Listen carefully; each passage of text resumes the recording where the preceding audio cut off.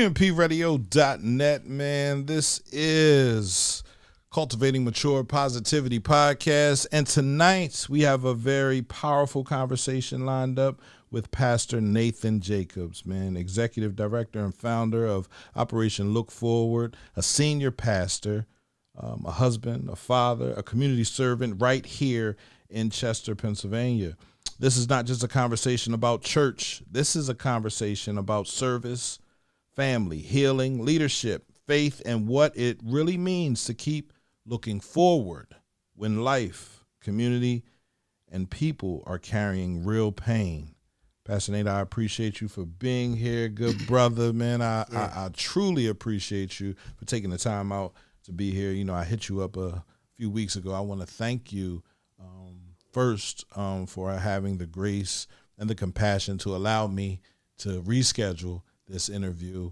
It was right after my daughter's accident. You know, I was everywhere trying to continue to work while dealing with life is hard, right? And you gave me grace on that, and you was like, "Nah, I got you in 2 weeks, man. Take your time. You know, do what you gotta do. Be there for your family. I get it, right?" So this is a warm interview. I appreciate you, brother. No doubt. How are you feeling?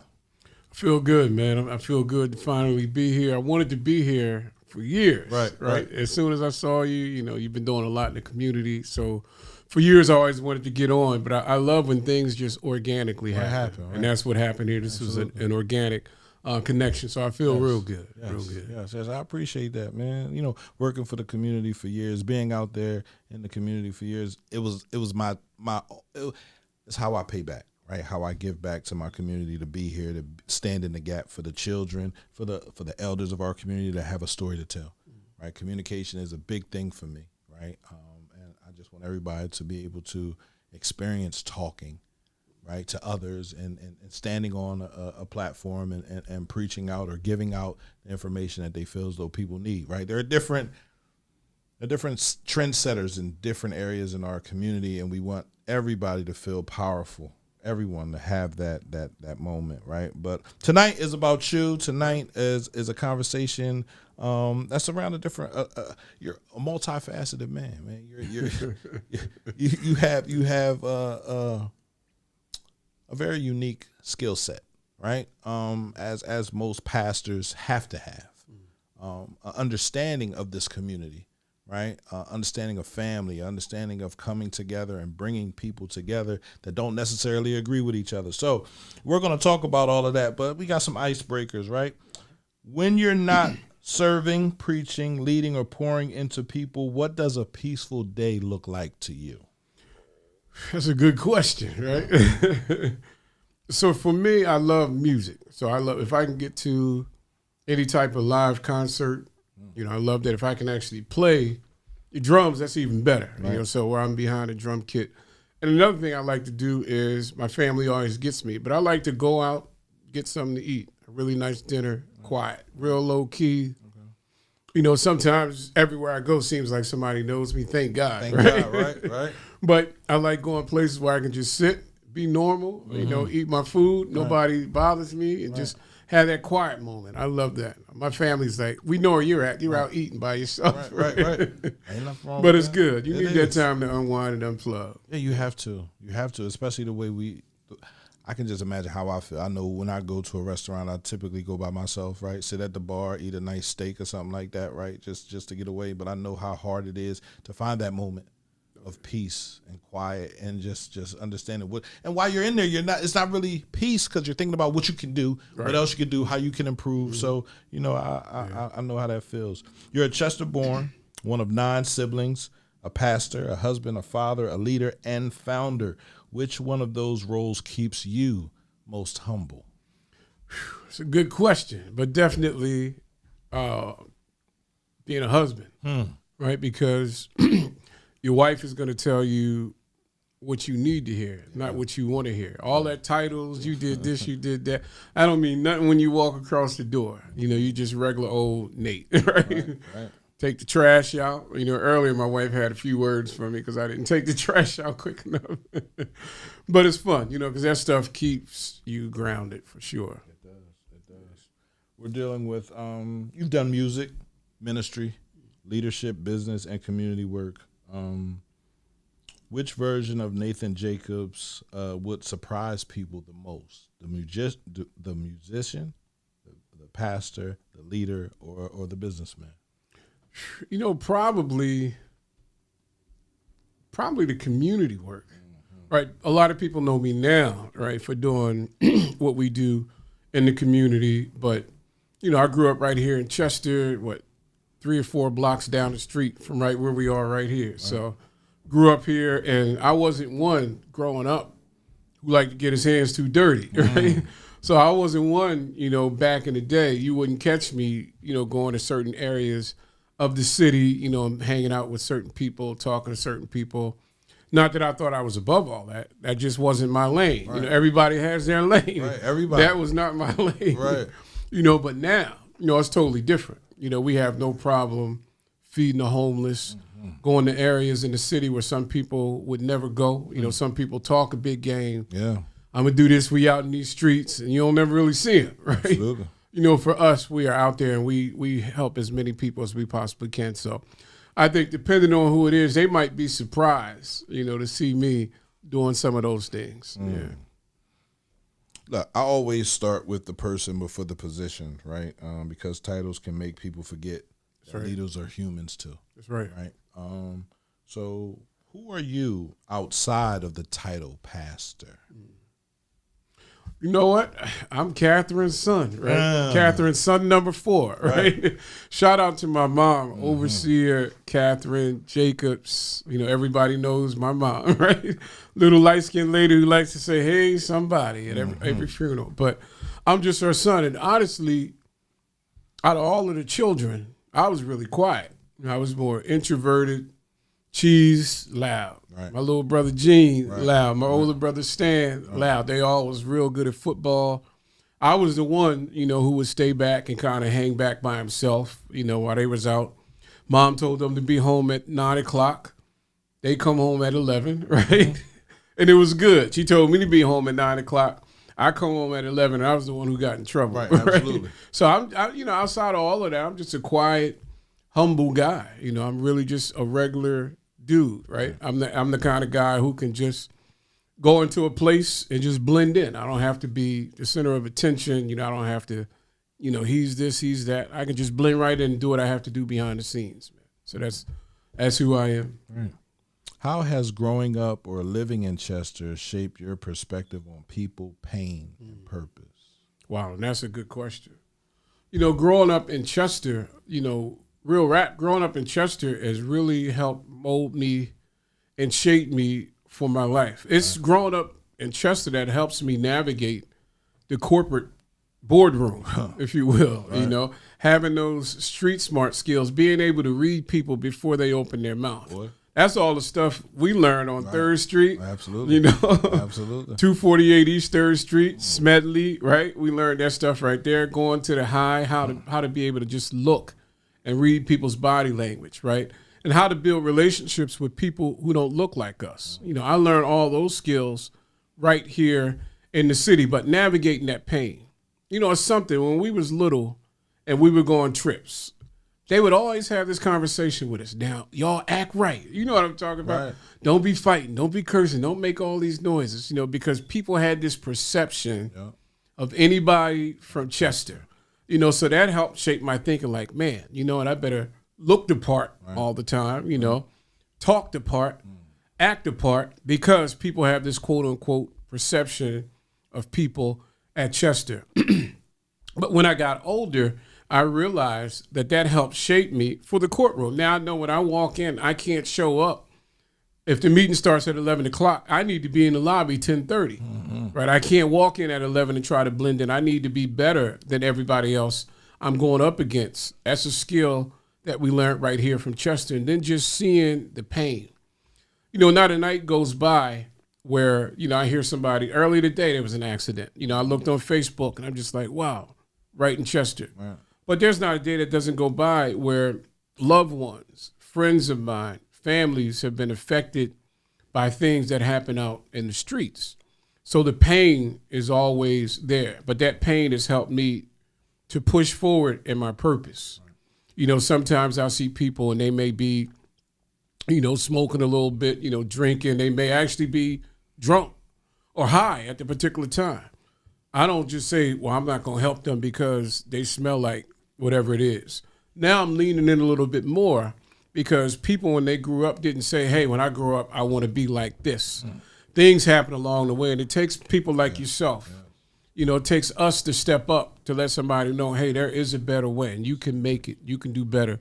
So all of the pain, I think, has really helped shape and develop my purpose. But again, I wouldn't trade it in. If I could have, you know, be born again and be raised in the suburbs, you know, I wouldn't trade it again because I appreciate everything now. I know what it's like to have to struggle for that next meal, right? I know what it's like to have to pray and ask God to work out a miracle versus it just being given, you know, to you all the time. So, who helped shape the man you are before the community even knew your name? That's powerful. Right. That's a good question. And, you know, honestly, it comes down to my mom, again, Overseer Catherine Jacobs, my dad, the late Stanley Jacobs Sr., and my grandmother, the late Reverend Dr. Margaret L. Wortham. And she's definitely was a staple here in the community. The street is named after her. She had a soup kitchen 3 days a week. She would serve and feed people in need. A lot of times people say it's just the homeless. No, we had friends we went to school with on the low who would go over to Martha's Kitchen, that was the name of it, who would get a warm meal and come to school, right? And we never embarrassed them. We never said anything about it. We all just did what we had to do. But my grandmother and my parents, they really instilled in us the value of life. You know, my dad, when we was younger, he would sit us all down at the dinner table. We would eat dinner together as a family. He would come home from doing construction right over at Scott's Paper or Kimberly Clark, and he would come home and we would eat together. He taught us all he taught us table etiquette, what the salad fork was, what the regular fork was, where the knife goes, where the spoon goes. You know, so he instilled in me those values. He always told us, look, shine your shoes, you know, shave your face. I'm going to see cheese in the morning, so I'll be back.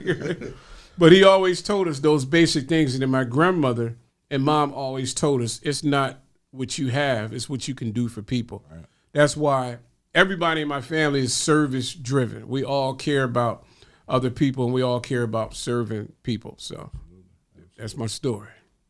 What did Chester teach you that no other classroom could? You know, if I had to sum it up in one word, and I'm not going to make it sound cliche-ish, but it really is.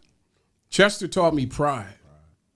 You know, we had that saying, see pride. That stands for Chester Pride. Chester taught me no matter what you have, no matter what you don't have, hold your head up high and you can make it. You know, Chester taught me you may have to deal with some adversity.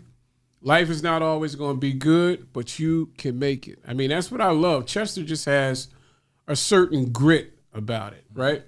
And no matter where I am, no matter where I go, if I find somebody from Chester, we instantly bond because people can identify with, hey, we're here because we had to work here. Nobody gave this thing to us. We had to work here. So although we might be flying high right now, it wasn't always like that. Right. You know, and I love that. So Chester taught me pride. And another thing is just Chester taught me never quit. And I mean that. And I love that because it's so easy to when you're riding high and everything is working out for you, everybody has that, you know, I'm never going to quit. I'm going to make it when everything is good. But Chester taught me when you lose it all, when you're down, you know, to your last dime, don't give up. Keep on pushing. My old football coach, I did play freshman football. Right. I wasn't any good, right?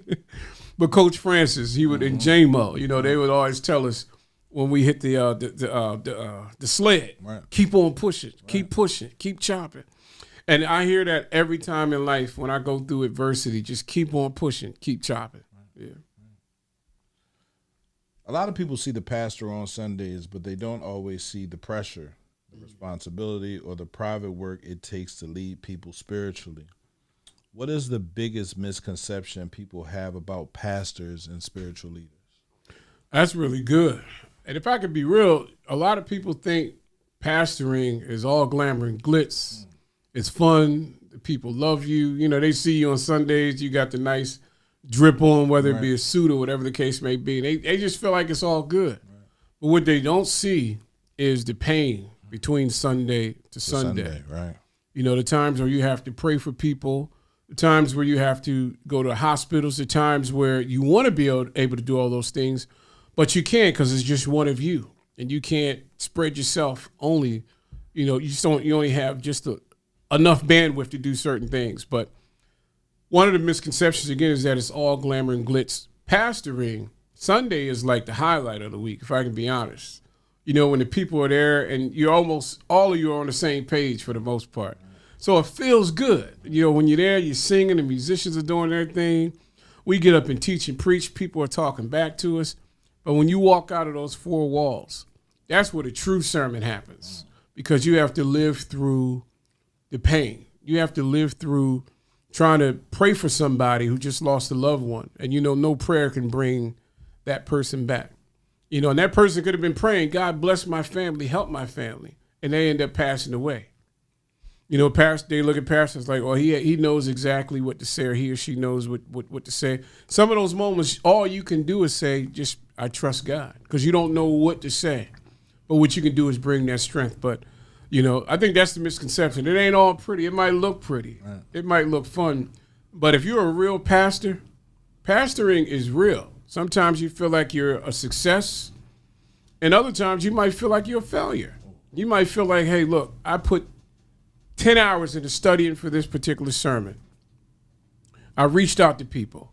I gave tithes. I gave offerings. I've been praying and doing all these things all week. And when you get done, it feels like that whole message fell flat. And you're like, man, what's going on here, right? Hopefully I got another pastor out there watching who can agree with me. But it's in those moments afterwards when people chime in and be like, you know what you said is what I needed to hear. Absolutely. That's the moments that count. How important is emotional intelligence in ministry today?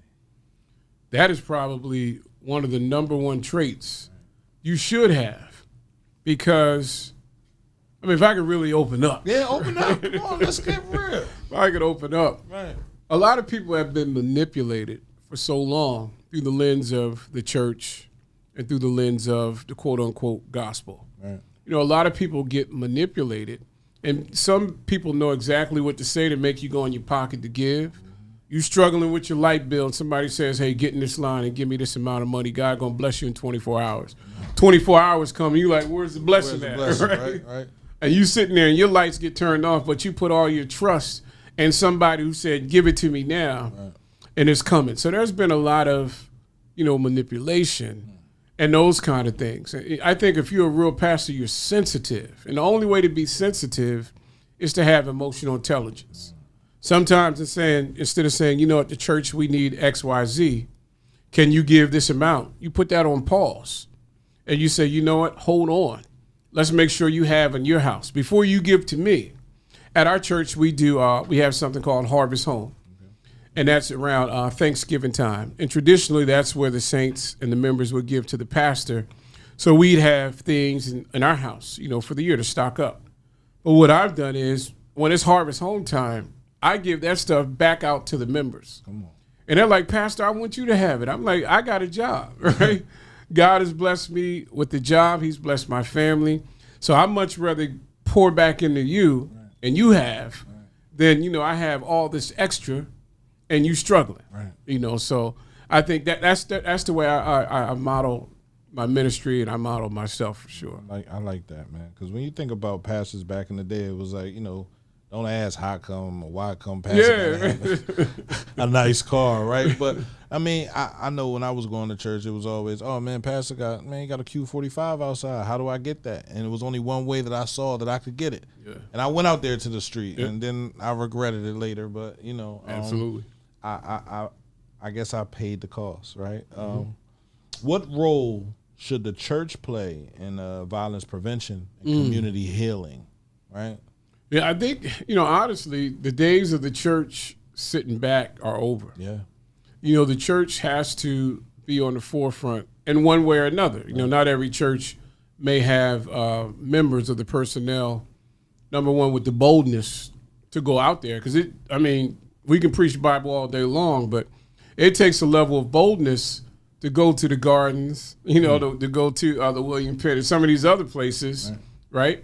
So it takes a certain level of boldness to do that, or even work with the youth, because the youth are so troubled right now and they're confused, and they may want to pull out on you, and you trying to help. You trying to help them, literally. You have no hidden agenda. And I'm only sharing that one Saturday we were out canvassing the neighborhood, and we were witnessing and doing these different things, and we walked up on a group of young men. And they looked at us, and I saw one getting ready. I was like, "Oh, we from the church. We just try." And they was like, "Oh, it's all good. It's all good." Right. But at first, their reaction was like, "What's this?" Right? And that just goes to show, like, some people, they're not used to that. They're not used to seeing the people in the church come out. Right? It's all good when you're inside of those four walls, but the work that we do in the community, God has blessed us not to actually be in the church with our nonprofit building. We are separate. We reach more people sometimes there because they may not show up to the church initially, but we can catch them there, give them some food, give them clothes, and then give them a word in the process.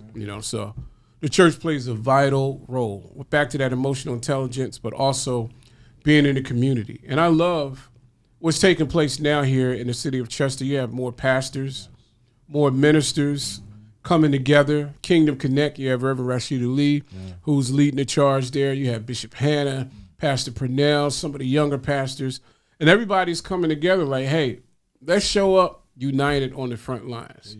We all have our own ministry. We're all doing our thing there, but let's come together so we can build up the community. And the community likes to see that. Absolutely. Sure. Absolutely. We want to see unity. We want to see people coming together. We want to see people helping each other, helping the community grow, right? Helping the community heal, because there's a lot of unhealed people in our community, right? And they might think they are healed, right? But they've lost a lot, right? Absolutely. And when a person loses so much, man, they get comfortable with that loss. Yeah, and they learn to live in chaos, and they learn to function in loss. And that's a dangerous place. It is very dangerous. Because if you don't have an outlet and you learn to live like that, when something good does come, you're looking at a clean glass through dirty lenses, right? So you don't know how to accept and move and navigate because you're so used to being in chaos. Right. Yeah. So you have to show them that you work in unity, right? You work with other groups, other churches, because I think that's where it comes from. The kids, they're looking up, they don't know everything. Right. And I say this about the leadership of the community. If y'all are fighting, and the kids see y'all fighting, why wouldn't the kids fight? That's right. Right? But the difference is you're fighting and going to eat a steak later on together and drink some wine. These kids are picking up guns and shooting at each other. So if the leadership can't come together and get it right, that's right. then why do you expect the kids to be able to get it right? I agree. So it all starts up top and it works its way down. I know they say it starts at the bottom and works its way up, but no, it's up top. Family and relationships, man. When we talk about community healing, we can't skip the family. Right. A lot of what shows up in the streets, the schools, the churches, and relationships started inside of the home, right? Why do you believe family structure is so important right now? Man, when you look back at it, the first union God created was the family. Right? That's the first union. God created Adam from dirt. He could have created Eve the same way, but he decided to go inside of Adam and pull out one of his ribs. And that was the first surgery that was born. So there was joint, right? There was a lot of firsts, when you look at family. And I look at that as like this, sometimes in a family structure, you're going to have to take some things that are dirty and clean them up. Okay. And then also you're going to have to perform surgery in certain places to keep the family flowing and to keep the love there. So family is so important, and kids need to see what family looks like.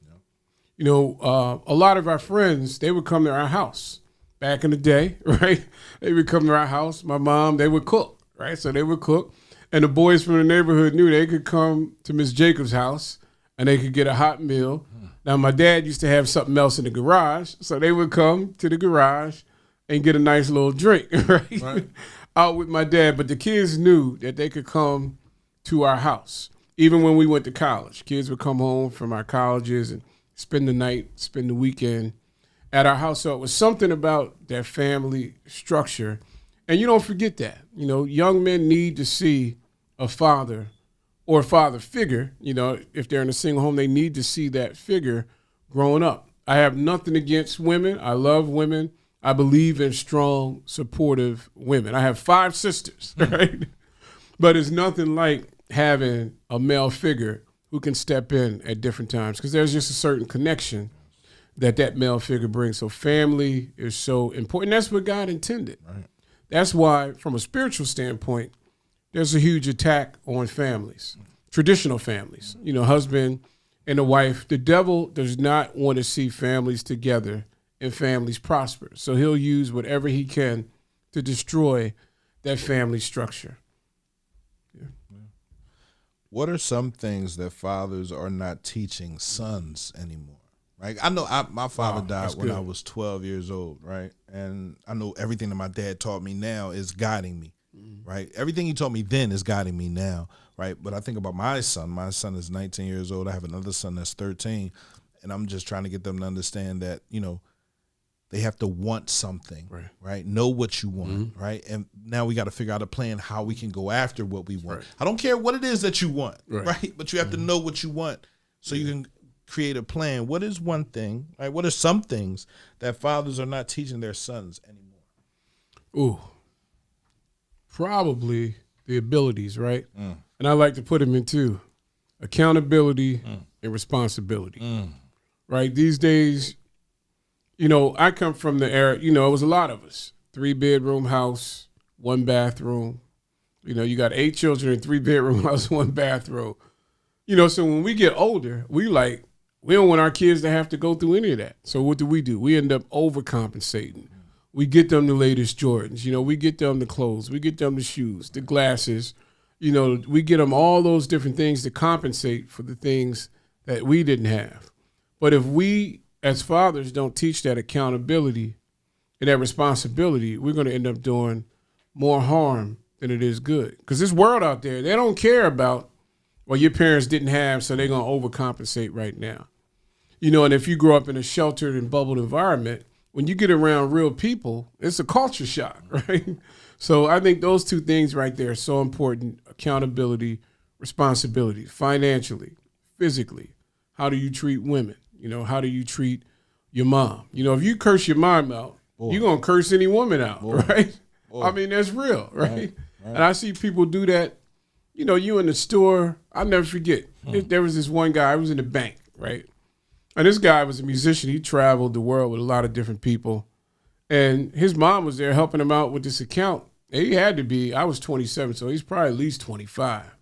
And he in the bank going at it with his mom. I'm sitting there like, bruh, church musician, the whole 9, going at it with his mom. I'm like, man, if you would disrespect your mom in front of somebody else, you'll disrespect your girl, your woman, period. So that accountability and responsibility is huge. It is. What advice would you give couples trying to survive difficult seasons? That's a good one. That's a real good one. I think, the first thing is, as couples, you have to get off on the right foot, right? And what I mean by that is now you have to go into not even just marriage, just being a couple, period. Like before you get married and all the other stuff, you have to go into it understanding that person. You got to go into it understanding that both of you at some point are going to grow. You can either grow together or you're going to grow apart. But how do you grow, right? So I think having some of those conversations up front is important. And then, when you get to the spiritual side, are we equally yoked? The Bible talks about being equally yoked. And even if you aren't a Christian, now I want everybody to be a Christian. I'm a pastor, the whole 9. But even if you aren't a Christian, just think about it in business. If you're working with somebody who's lazy, they come to work late, they don't want to work while they are at work, and you come to work early and you are hustling, you giving it all that you have, that relationship ain't going to work. It's not. You might smile in that person's face, but you won't trust them, right? And what do you need trust in? Every relationship is built off trust. That has to be the foundation. So I think couples now need to talk about changes in life, and being able to grow together, being on the same page, and being able to sit down and communicate. Every relationship that you look at that gets destroyed, at some point has a lack of communication. Every relationship, parents, mother, father, sister, brother, whatever it is, if that communication is compromised, that relationship is going to suffer. And if you with a person long enough, y'all begin to look alike, right? But then they're going to do some things that you don't like. You're going to do some things that they don't like. And if you can't talk about it, that's the problem. So that communication has to be there for sure. It has to be. It has to be. Oh, man. What does, when you say communication, right? What does a healthy family conversation sound like? You know what I mean? Because when we think about communication, the yelling, the fussing, right? People communicate like that, right? Regular, like, yo, I said.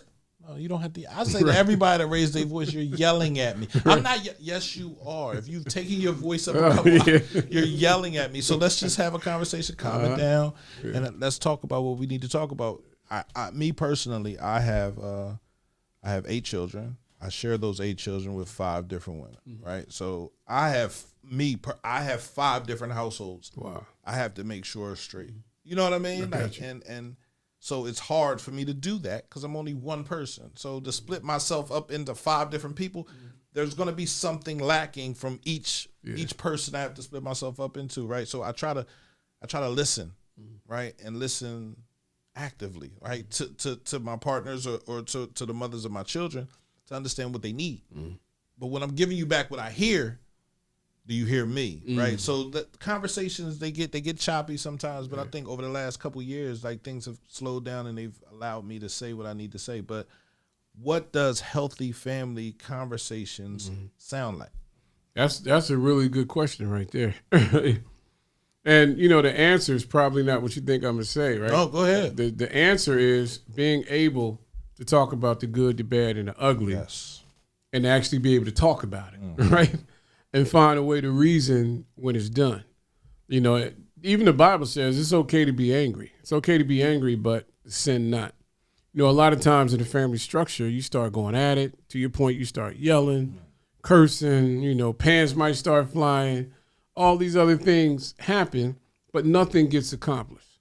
So healthy communication in the family structure looks like, hey, being able to say, you know what, Dad, when you said this, that offended me, that hurt me. Why would you come at me like that? And let the dad answer. Well, I told you to do X, Y, Z, and you ain't did it. But your hand was out asking for money, right? I mean, just being able to have that real conversation, right? Because at the end of the day, your family knows you. Yeah, they do. Nobody else might know the real you, but your family knows you behind those closed doors. So I think if you can be real, have those conversations. I mean, there's times with my kids, we give them the space where they could talk. And sometimes they say some things that if I said to my mom and dad, I'd be getting up off the floor, right? But in this day and age, punch them in the mouth is not the answer. You need to hear what they're saying and be able to talk about it. You might not agree on it, but at least if you can talk about it, you can get through it. So I think that's what healthy conversation looks like, just being able to talk about some things and finding a way to the other side. Yeah, I've taken, my father was very strict. He was a Haitian immigrant, right? And he didn't play no games. Haitians like to fight, right? He didn't play no games, right? He was a big brother, and never spared his rod at all, right? But I understand now I can't be like that with my sons. Right. I got to talk to them, right? So I told my son last year, he was graduating high school, I said, this is a moment that my father didn't get to experience with me. Right, so I had all his brothers, all his homies in the car, cousins, family. I said, all right, man, what y'all know about condoms? Oh, nothing. Oh, all right, come on, we going to the store. Right, took them in the Rite Aid, bought the condoms, let them pick out the condoms that they want. Get whatever you want, some pink. I don't know. I don't want to buy you condoms. If you feel like you a big boy, they got the Magnums over there. You feel me? I ain't worried about none of that. Then we went in Wawa and I bought a banana and I showed them how to put it on. I said, this is how you put a condom on.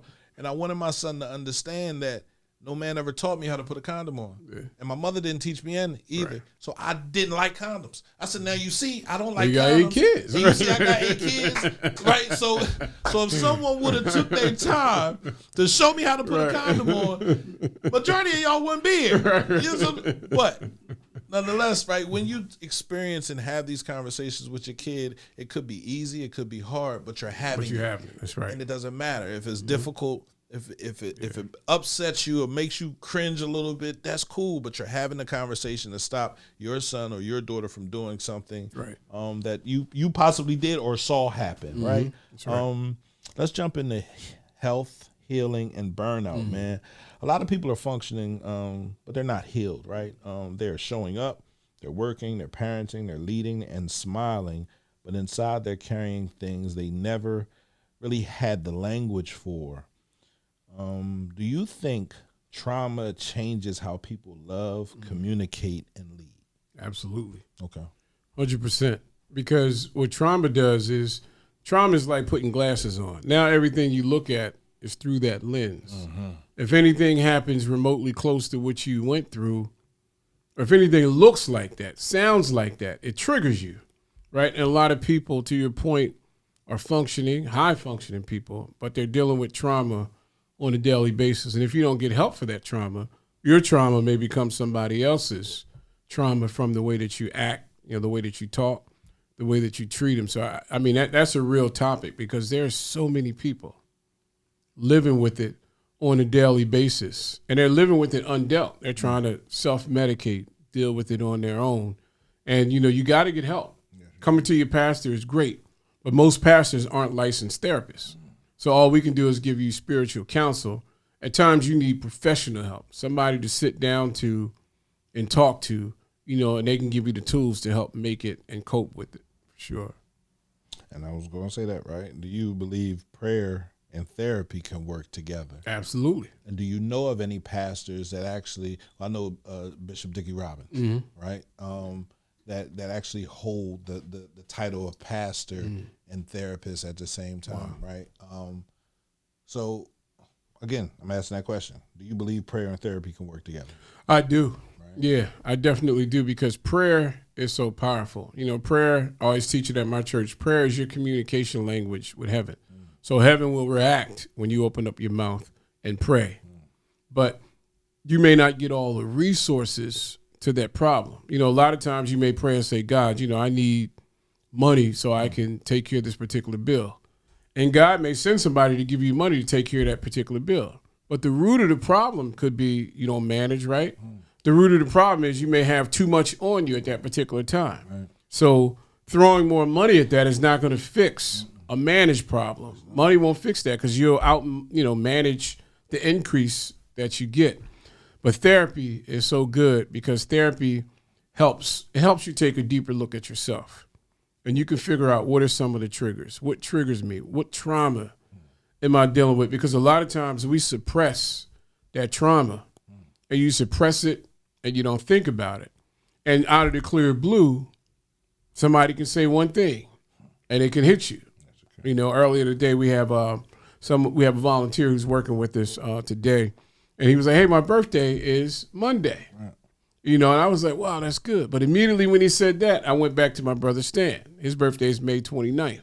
He passed away when he was 44 years old.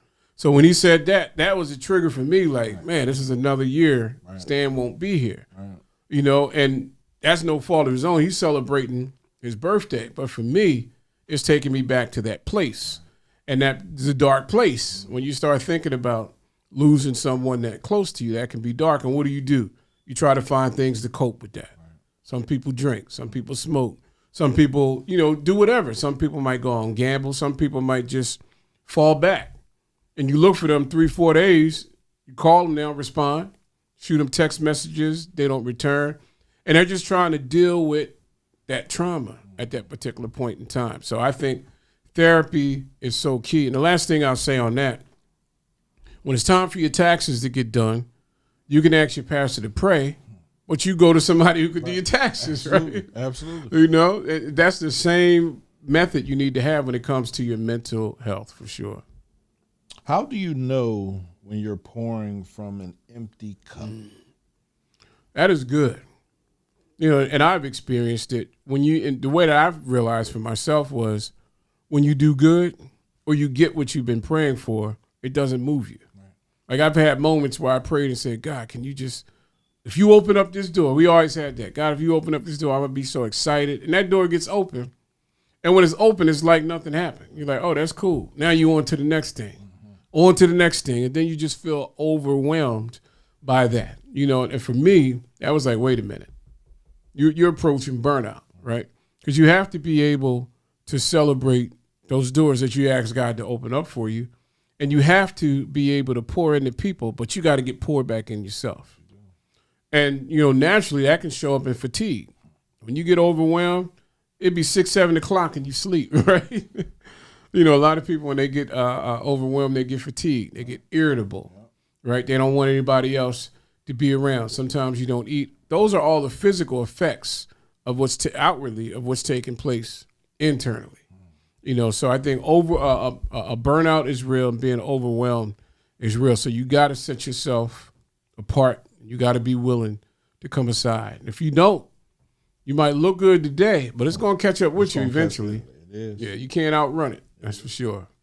So when you were talking about, me in the community doing all this, 2 years ago, my mother passed away. It was 2024, and I was burnt out, right? 7 years I was out here helping, doing, serving, giving. And then when my mom passed away, that was my cover. Yeah. You know what I mean? That was my cover. That was my crutch. She was everything. When she passed away, I just fell to my knees and I quit both jobs. Now I'm working 2 jobs at the time. Wow. CPSN, PA Humanities, both jobs paying me $75. I was making good money, right? That's all everybody talk about is the money. Man, why would you walk away from the money? I said, because if I didn't walk away from the money, I would have turned into somebody I didn't want to be, right? Because it was all about the money. I didn't want to make it all about the money. So I had to quit and focus on the radio station, come back into the radio station because I had a place to come to. You know what I mean? I can go to the radio station. I can sit on the couch. I can talk. I made about 4 or 5 podcasts I've never even put out. Wow. Just talking about how I felt, right? Talking to my mother, asking her to just stand next to me, man. And just, it's different rooms you walk in, right? I can't always see who's in the room, right? I can't see the person that's behind the person I'm really talking to. I'll see the representative, but I don't see what you really want. You're coming into my community to do what? How are you helping the community? Don't just help yourself, right? So I had to step back from the jobs. But I realized I stepped back because I was burnt out. Like I was done. I was literally like I'm not doing it anymore. So burnout is a real thing, and it happens sometimes at the worst possible moment. If you don't realize that it's happening while it's happening, when you finally do realize, you're like, damn, yeah, all right, what do I do now, right? So Chester and the community, man, let's bring it home to Chester, right? The city has pain, but it also has pride, right? History, love, talent, and people who still believe something better is possible. What does Chester need most right now? Leadership, opportunity, healing, accountability, or unity? Man, I'm trying to say all the above. Right. No, I think wow, that's a really good question. Because if you're under the right leadership, that can lead you to healing. Yep. That can lead opportunities. Yep. That can lead to all those things by leadership. Yes, and I think if you have the right person at the helm, they can even help you find hope in a hopeless situation. So I would probably go with leadership because leadership, I link back to vision. And there's a scripture in the Bible that talks about without vision, the people will perish. Yes. Right? So if you have vision, and vision usually comes from a leader. If you have the right person who's there, a lot of other things will happen. Take a look at what's happening now. Certain places, the leadership is off. So there's no unity. You have one group of people saying one thing about the Bible, right? And then you have another group who's like, wait a minute, you guys are wrong, but you're supposed to be reading from the same Bible. You're supposed to be worshiping and praising the same God. You're supposed to be a Christian, but everything you do is against what the Bible says. So if you have the right leadership, I think a lot of those problems will be solved, or could be solved. Yes, sir. Yes, sir. Thank you. How do we teach young people hope when many of them have only seen survival? That's good. That's tough because I tell you, like in our environment, you got to know survival, right? You got to know how to survive, in our environment because things just happen. That's really good. I mean, I think that the main thing is going back to talking to kids. You got to be able to sit down, take your title off,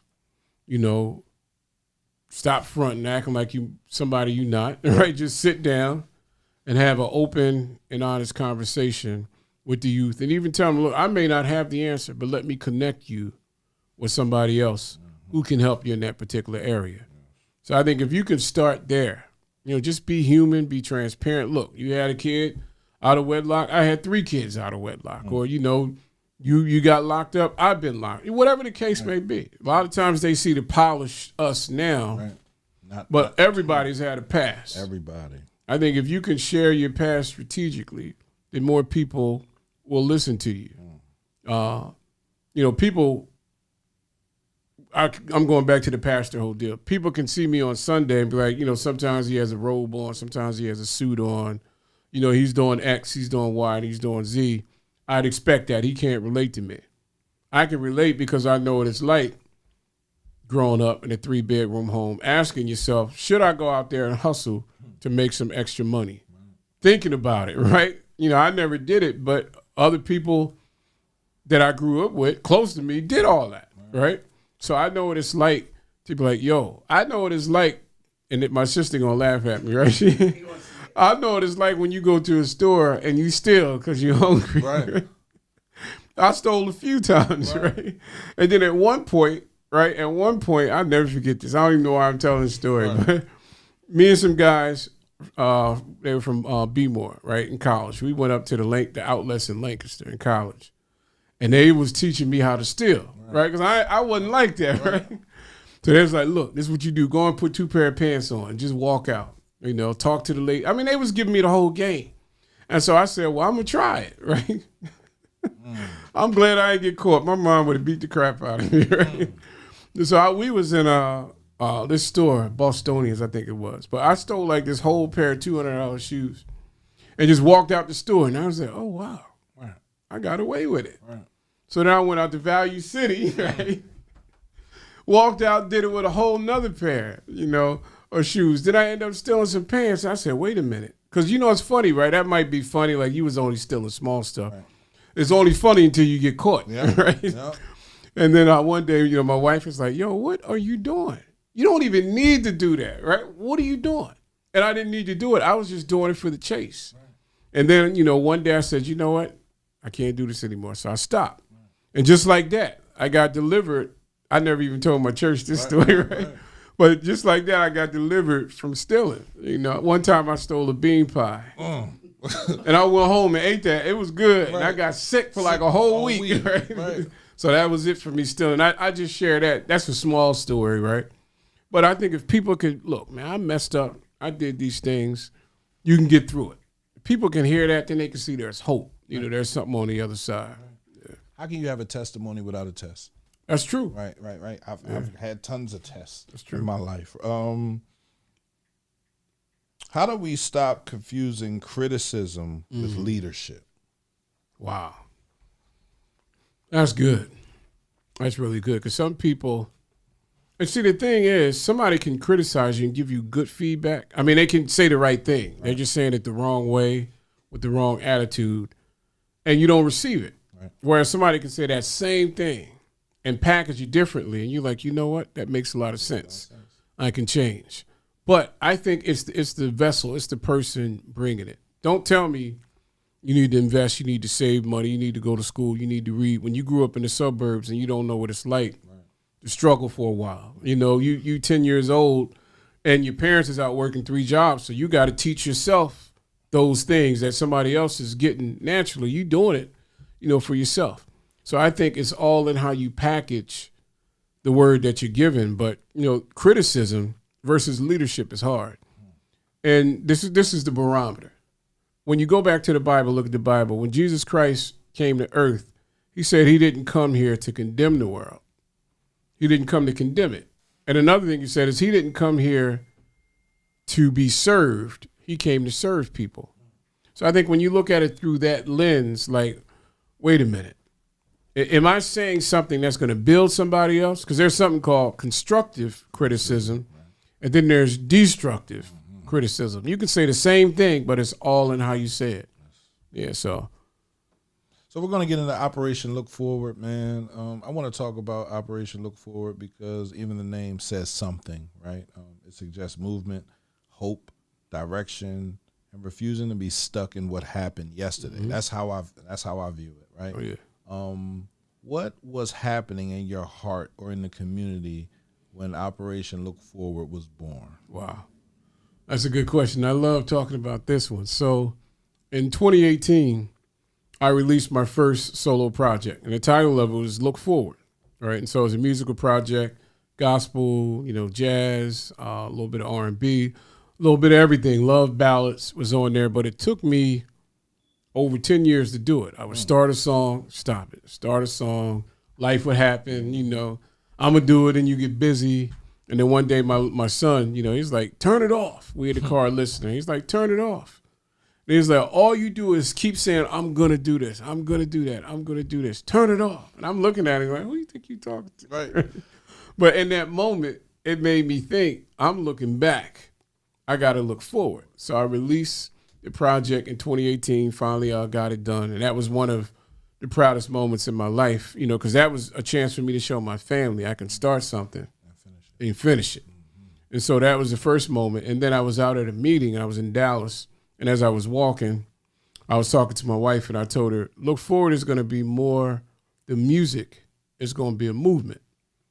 And I told her that, and I remember it just like it was yesterday. At that time, I had no idea I would be doing all this nonprofit stuff, and that wasn't even a thought. I just knew I wanted to do something more than just music. So I went and got merch, T-shirts, hoodies, the whole nine. I thought it was going to be that, writing the book, and that was going to be the next step. That's a piece of it, but that wasn't it. Then God revealed more things to me and said, hey, Look Forward is designed to give people hope because everybody is looking forward to something. You have people who want to write books. You want to have people who want to be the first to graduate high school. You have people who want to accomplish big and great things. Everybody needs to look forward to something. And I start paying attention to how many times people in their conversations with, all right, I look forward to it. Like, yo, I'm going to hit you up. All right, I look forward to it. Right. So it was like a common theme, and I kept hearing it. And I was like, that's what's going to be my nonprofit. And so we started the nonprofit, and that initially started out with just giving suits to individuals. We partnered with Men's Warehouse. Men's Warehouse? What's the other one? It's like Men's. It's not Today's Men, but Men's Warehouse. Their chain of stores. And so we went out and they gave us a bunch of suit, they gave us like $10,000 worth of clothes for like $600, right? And so we were able to start doing that. And then we partnered with people right here in the community. Big Jules, he was one. He probably gave us like 20 suits. Brian Exum, he from Chester, all these people right from Chester, they gave us 40. He gave us like 40 of his own suits that he didn't even wear anymore, blazers. Most of them still had tags on it. So these were all brand new suits. Then we all grew up. I got my first suit from Collars and Cuff. Daryl Mosley, he reached out to some people at Collars and Cuff. They ended up giving us like 10 suits. And so we got all these brand new suits. Then we had a bunch of people. Mayor Roots brought us a suit. Shep, Judge Shep, he brought us. We had so many people just bringing us gently worn, nice clothes. I mean, really, really nice stuff. So we started giving them in. I know I'm going long on this one because I'm so passionate. No, but so we had so many people. So I started out with just doing men's clothes. And then after that, we were able to, less than a year, we were able to transition into our new facility, which is over 6,000 square feet.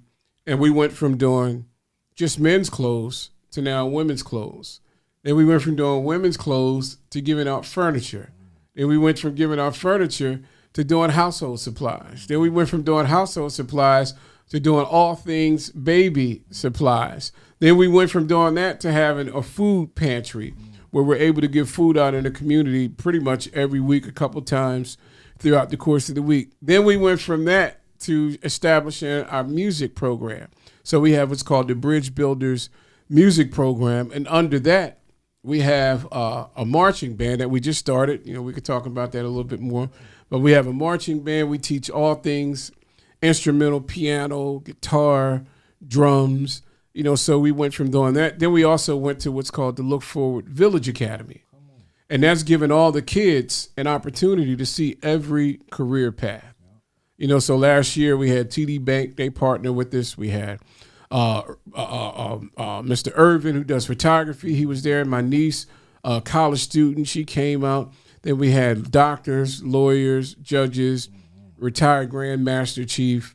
We had people within the pharmaceutical sales industry come. We had attorneys, and they all came, and then the kids were able to get LinkedIn profile pictures and build their profiles for school. So it led to that.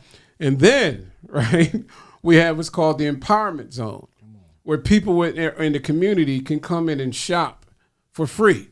And we give everything out from mics like this to cameras to lawnmowers to snow blowers to games, you name it. We've been blessed to be a distribution center for an organization to do that. So within a little over a year, it was actually less than a year, but a little over a year now in our new facility, we went from just giving out suits to now we call it a community stabilization effort. Yeah. And all of that is tied, it's separate from our church. So it's a whole separate 501c3.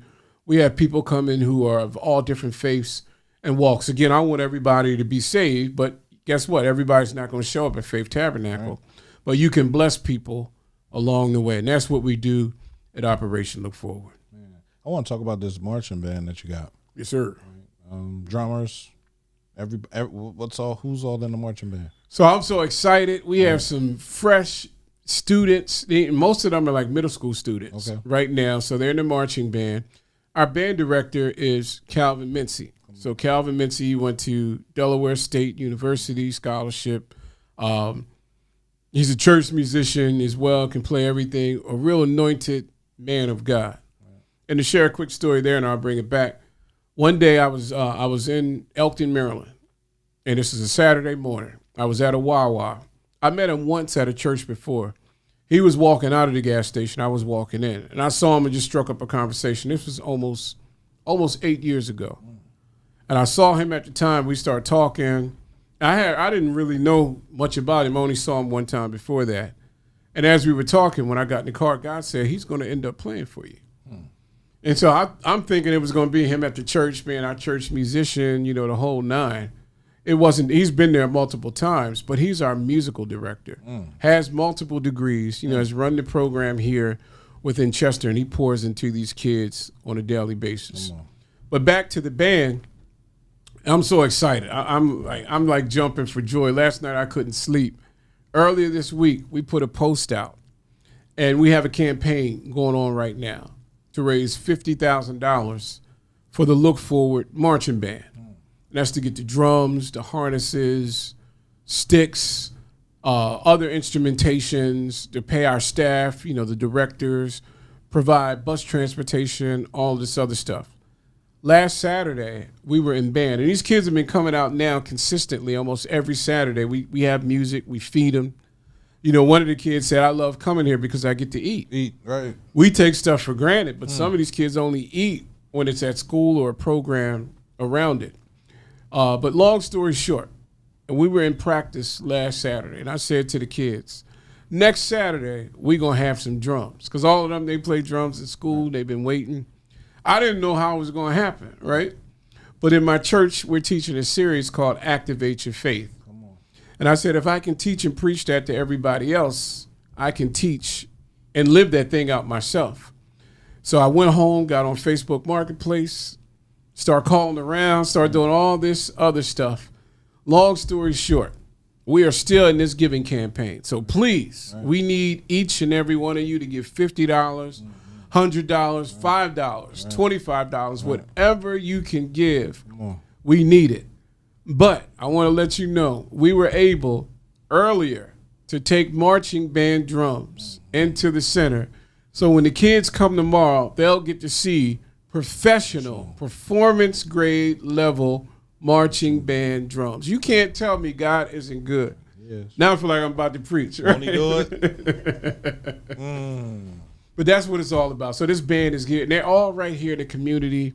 And I want to give kids an opportunity, number one, to grow in music, They can get their scholarships. I mean, they can see a different path through life, through music. I was a part of Chester High Marching Band, and that's what gave me that appreciation for teamwork. I wasn't good at football, right? But in the band, I was able to be the drum captain, in the band. And I learned, I developed friends. I learned teamwork. I learned what it's like to deal with different people through music. And I want to give these kids that same experience. So that's what the Look Forward Marching Band is all about. So again, go to operationlookforward.org. Donate $5, $10, $100, $1,000, whatever you have. Make sure that you make that donation for sure. Just answered all the questions. Oh, my bad. Right? No. Listen. If you can get it done. I just got one more. Sure. What would you say to someone who wants to help but doesn't know where to start? That's good. That's good. I'll tell them, you know what, you're not alone. I was like that because I felt like, I didn't run the streets. So I couldn't necessarily win in that lane because I don't have the street credibility that some other people may have had. And then, I was like, well, I may not necessarily fit in. I was quiet. I wasn't always the most popular kind of guy. So I always I want to help, but I just don't know how to do it. The first thing I would say, whatever you are passionate about, that's what you're going to end up helping with. If you're passionate about teaching kids math, that's where you can help. Don't try to go out and do all this other stuff in the streets. If that's not your calling, work and figure out how you can teach kids math, right? So I'd say that's one area. Find out what you're passionate about. Of course, acknowledge God. Ask God first, hey, where can I help? How can I help? And then most important is who can you align me to bring my vision to pass? Right? Because you can't do it all by yourself. All the stuff that we do at Operation Look Forward is not because I'm such a great pastor and community leader. It's because other people want to help, and we all find ways to come together and make it happen. And the other thing I would say is reach out to us. Here's another shout out, right? At Operation Look Forward, right? Let us know. And I'm serious. If you say, hey, I want to volunteer. I want to help when you guys give out food baskets. I have some nice, gently worn clothes people can use. Reach out to us, operationlookforward.org, and we can help plug you in. Even if it's not us, there's so many great organizations here in the city that you may be a good fit to work alongside of. You don't have to do this thing by yourself. And that's why I'm so encouraged to be here on tonight. As we were talking, we chopped it up for a bit, and you was like, hey, I've been seeing what you're doing. Or I know your family, but I've specifically been seeing what you're doing. And that speaks volumes. People need to see that you're about work and not just talk, so people out there want to help you. You just got to be a little bit vocal, yes, right? Let people know. Yes, you do. So we do Fusion Fridays. Fusion Fridays for me, it was just a way to get the radio station out there. And I was like, why just go out there by ourselves? Let's get some nonprofit groups to come out there in the community, the ones that are offering resources, the ones that are offering help. Let's get Delaware County Health Department to come out there, do some blood pressure checks, right? But let's also give the parents and the teenagers a survey. Let's find out how they feel. That's good. Right? Because how can we help people if we don't know how they feel? Right. So we constantly trying to help somebody, but you don't even know what they want. Right. I'm coming in here giving you bread when you need milk. Right, exactly. Right? So if I don't fill out the survey, if you don't fill out the survey, I can't help you. Right. So we're trying to get everyone to understand that communication is key in our community, right? And what you were just saying earlier about that testimony, right? You can't have a testimony without a test, right? So don't be ashamed of your test. Don't be ashamed of the parts of the story that don't sound good, right? Because you're here now, right? You can give that story to someone else and help them get through their not sound good moments, right? So, I truly appreciate you taking the time off. Absolutely. To be here, man. Pastor Nate, whatever you need from me, you got me. We family now. That's what I'm talking about. You know what I mean? So I don't have a problem with showing up. I don't have a problem with helping out. I got one last question, and this is really the last question, right? This is a Uncle P style question. All right. How do we teach people that healing is strength and not weakness? That's good. That's real good. That's a good one to close out on too. I think you have to teach people through example, because that's the best way to do it. You got to teach people through example and humility. You know, a lot of people know my testimony. When I first started pastoring, about 2 years in, I ended up having a massive heart attack. Wow. So my my artery was 100% blocked. Now, my grandfather had the same heart attack and passed away at 48 years of age. And so after that happened, I didn't have the same level of strength that I was used to working with, you know, before that. So what it did was it caused me to have to depend on more people. Whereas I can get out there and normally do all these other things, you know, physically, I just couldn't do it anymore. You know, so I had to start to accept you need other people to do some of these things. You can't do it all. And so at first that was a level of weakness. I mean, I couldn't drive myself for a while. So I had to sit, and I like to drive. I don't like to be a passenger. Not that it's anything against anybody else. I just like having that control for some reason. Right. Yeah. So I had to, you know, realize that I had to depend on other people. But it was through my weakness that I actually saw how strong other people are. You may be good at certain things, but there's somebody else who's just as good and willing to help you out along the way. You know, so you don't have to be Superman all the time. Being able to say, you know what, I need some help. That's what has really set me up now in the nonprofit, at the church, on the job, you know, to make it is being able to say, you know what, I can't do it. I need some help, right? And it actually shows you how strong you are when you're able to get more people. Any person can go out and work really, really hard. But true strength is shown when you can get 20 people to work together in unity just as hard versus you going out there doing it all by yourself, you know. And the last thing I'll say there is I thought it was over. You know, when I had the heart attack, I thought that was going to be the end. But that was just the beginning. You know, so whatever you're going through on tonight, whatever pain you may be dealing with, whatever you may have lost, you know, those weak moments, turn those weak moments back around and understand that there's purpose to your pain. Somebody else can benefit from your testimony. Somebody else will benefit from your stories, from the things that you were able to make it through, right? Somebody else gave up for the same very thing that you're pushing through for. So continue to push, continue to fight. Pastor Nate, I wanna thank you. I appreciate you for coming through and sharing your heart, you know, your wisdom and your story. Right? I'm truly appreciative of this conversation. Because this conversation was about more than the ministry, it was about family, it was about healing, leadership, and accountability, and hope. Right? Let's think about that word that you added in, hope. To everyone watching and listening, make sure you go and support Operation Look Forward. Right? The marching band. Right? You get a little $50, $25. Everything counts. Right? And stay connected to the work, and remember that healing is not weakness. Looking forward is not forgetting where you came from. It is deciding that what we have ahead still matters, right? That's good. I appreciate you, brother. Absolutely. Anyway, like I said, we family now. Yes, sir. Right? We've been family, but we're even more family now. So whatever you need from me, I'll show up. I'll support, man.